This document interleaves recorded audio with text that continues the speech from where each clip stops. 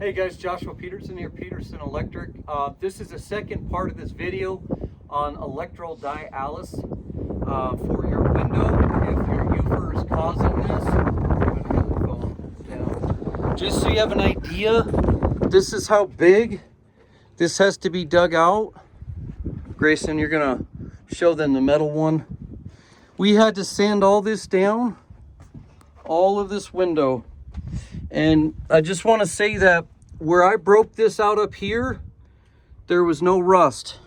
Where the dirt touched down here, the cement against the window rusted. So, and then this was not dug out. We got that dug out. But I dug it down because we had mud all the way up to here covering this piece right here. As you can see, it was way below grade, thanks to the builder. But yeah, this rusted out. The tools you're going to need are pretty much a drill, a brush on the drill, some LCR rust remover, primer, and paint.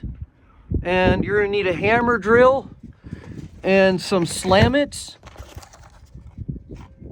and a hammer and a couple buckets. We took out 34 buckets on our tractor.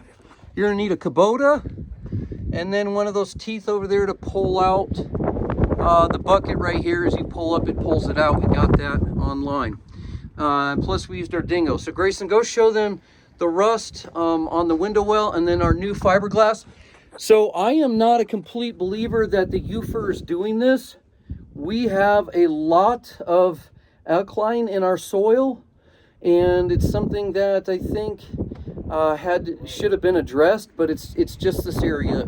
We're over towards Boyd Lake area, not on Boyd Lake, but this used to be watered. This whole front was water for whatever. I think they put all this dirt in probably in the 70s. But Boyd Lake used to be huge, and so over time they've shrunk back and put houses in.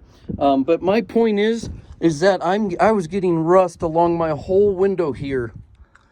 Wherever the metal did touch, yes, that's true, but our windows weren't even bolted in. So I really feel like it's the dissimilar metal of the dirt. Even where right here where there is no window well, and it was just cement to the metal, that was completely horribly rusted, and we had to sand it down. So anyways, we do this, but I want him to show you how bad your yard's going to look when it's finished.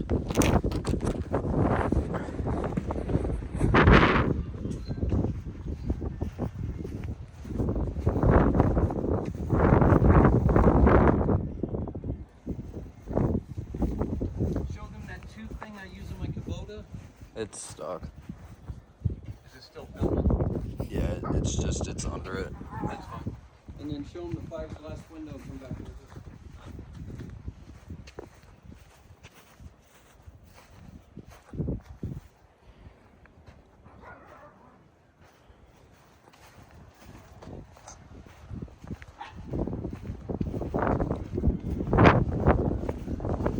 Okay guys, so I'll do a third video. And then real quick, Grayson will walk over there, and we did not tamper this until 3.5, almost 4 months later, because the last time we did this, it was November, and then the snow came in. So that's our second window well. He's going to show you how much I had to tamper. I had to put 18 inches of dirt, which was 10 buckets right here on the Kubota, because it sunk so bad, and I kept putting water over it in the winter when we had some dry, warm days, and it just sunk. So that's a great way to tamper. Go ahead and show them. We finally almost got the inside tampered.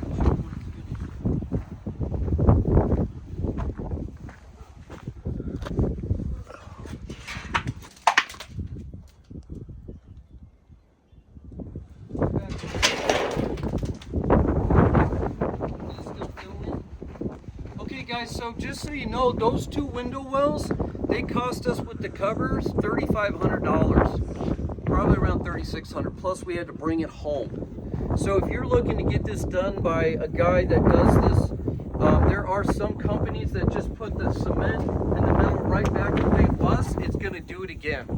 And then there's another company that has a sleeve that puts it in with plastic and fiberglass, and he does have a patent. It's pretty sweet.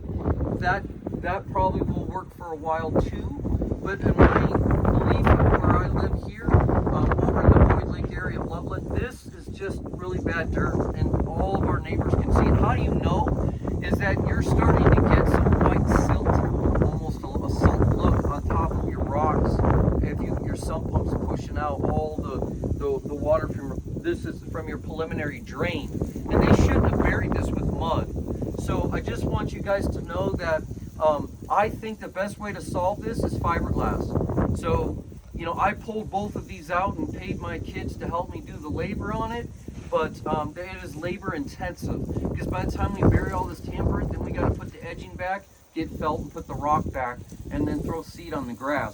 So, you know, something of this nature for us to try to do, I'm trying to figure out where I'll be on that price, but I don't think I would be less than probably $3,000 in labor per window. I mean, it's a little high, but it's a ton of work. And we've had this collapse on us, so every time it collapses, we have to pull it out. We have 5 OSB boards that are 3/4 inch thick.